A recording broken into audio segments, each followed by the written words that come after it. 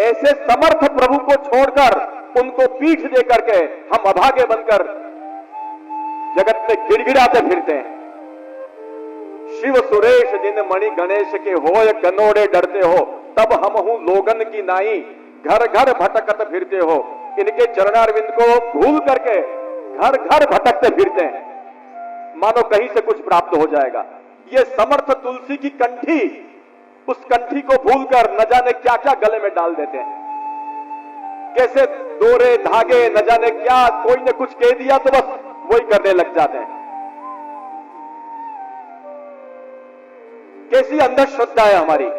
अंधश्रद्धा उसको कहते हैं जिसमें जो सामर्थ्य नहीं हो उसको उस सामर्थ्य का मान करके चलना। आपके हाथ में कोई ऐसी नोट आ जाए रुपये की कि जो रिजर्व बैंक की नहीं है, वो लेकर के आप बाहर जाएं और आपके मन में ये विश्वास हो कि इससे मेरा काम हो जाएगा, ये अंधश्रद्धा है। हमको अपने जीवन का परम फल प्राप्त करना हो तो एक दृढ़ आश्रय हमको पकड़ लेना चाहिए। गीता में भगवान ने स्पष्ट कहा है, सर्वधर्मान परित्यज्य माम एकम शरणम व्रज अहं त्वा सर्व पापेभ्यो मोक्षयिष्यामि। विस्तार नहीं करते हैं। उद्धव जी के आगे भी भगवान ने यही कहा कि सब कुछ छोड़कर आज्ञा एवं गुणान दोषान मयादिष्टान अपि स्वकान, सब कुछ छोड़कर तुम मेरे शरण में प्राप्त हो जाओ। या ही सर्वात्म भावेन मया स्यायि हकुतो भयः, तुम सर्वात्म भाव पूर्वक मेरे शरण में आ जाओ। भगवान की शरण छोड़ करके कहां कहां भटकते हैं। भले भटकते रहे, कुछ इससे होने वाला नहीं है, कुछ होगा नहीं। एक ही बात होगी, अपने जीवन की जो अमूल्य क्षण है वो चली जाएगी और काल हमको ग्रस जाएगा। काल के पराधीन होकर के यहां से चले जाएंगे। न जाने फिर हमको फिर से ये मनुष्य जन्म प्राप्त होगा कि नहीं, वैष्णव परिवार में जन्म मिलेगा कि नहीं, ये कंठी धारण करने का सौभाग्य मिलेगा कि नहीं, कोई इसका भरोसा नहीं है। परंतु इस तुलसी की कंठी के लिए दुर्भाग्य है हमारा। हम लोग कहते हैं कि हमको तुलसी की कंठी से एलर्जी होती है। अरे भाई, हमको तुलसी की कंठी से एलर्जी होती होगी, यदि होती है तो भगवान को भी हमारे से एलर्जी हो जाएगी। जिनको भगवान के लिए टाइम नहीं है, भगवान के लिए जिनको टाइम नहीं है, भगवान भी कहेंगे कि मुझे भी तुम्हारे लिए टाइम नहीं है। ये यथा माम प्रपद्यन्ते ताम तथैव भजाम्यहम्।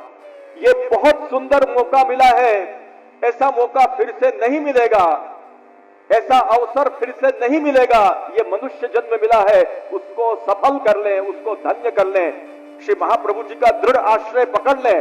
हमको और कुछ करने की जरूरत नहीं है। भरोसो दृढ़ इन चरणन केरो, साधन और नाहिया कली में जासो हो तो निवेरो।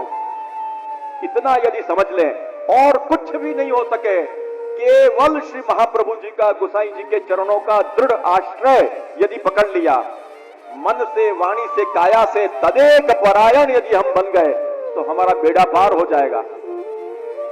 कोई संदेह नहीं है इसमें।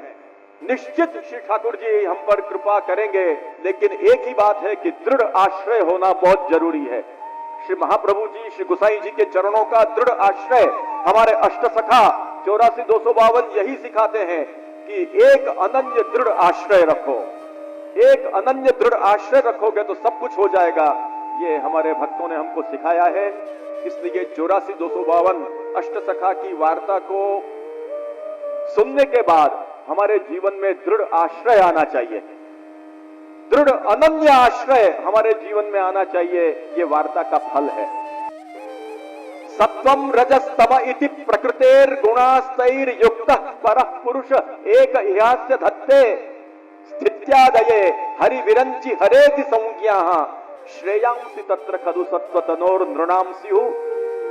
साक्षात पूर्ण पुरुषोत्तम के चरणारविंद प्राप्त होने के बाद कहीं और मति जानी नहीं चाहिए।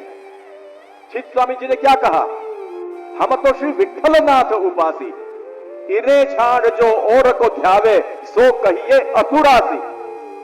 ऐसे समर्थ चरणों को प्राप्त करने के बाद भी हमारा चित्त यदि और जगह पर भटकता हो तो समझना चाहिए कि हम दुर्भागी हैं। हमको आसुरावेश हुआ है, ऐसा समझना चाहिए। अरे हमको वो दृष्टांत जरा सोचना चाहिए, जैसे परीक्षा होती है, परीक्षा में विद्यार्थी लोग जब पेपर देते हैं और जब उसका रिजल्ट आता है तो बोर्ड पर जाकर देखते हैं, उनके मन में एक ही लालायिता होती कि अरे हमारा नाम उस बोर्ड पर है कि नहीं, कहीं ढूंढते हैं कि मेरा नाम कहीं मिल जाए, मेरा नाम है कि नहीं। हम लोगों को भी ये सोचना चाहिए कि महाप्रभु जी गोसाई जी के वो जो कृपा पात्र भक्त हैं, उनके चरण रज की कृपा से, श्री महाप्रभु जी उनके चरण रज की कृपा से क्या हमको भी अपने कृपा पात्र मानेंगे? जैसे चतुर बिहारी जी ने गाया है, हमें हु गिनिए तिन में भले बुरे तो तेरे। भले हम कैसे भी हो, मन में यह अभिलाषा रखें कि श्री महाप्रभु जी गोसाई जी के कृपा कटाक्ष की प्राप्ति हमको कहीं से हो जाए। हमारा भी उसमें कहीं नाम होगा कि नहीं, ये मन में कभी विचार आया?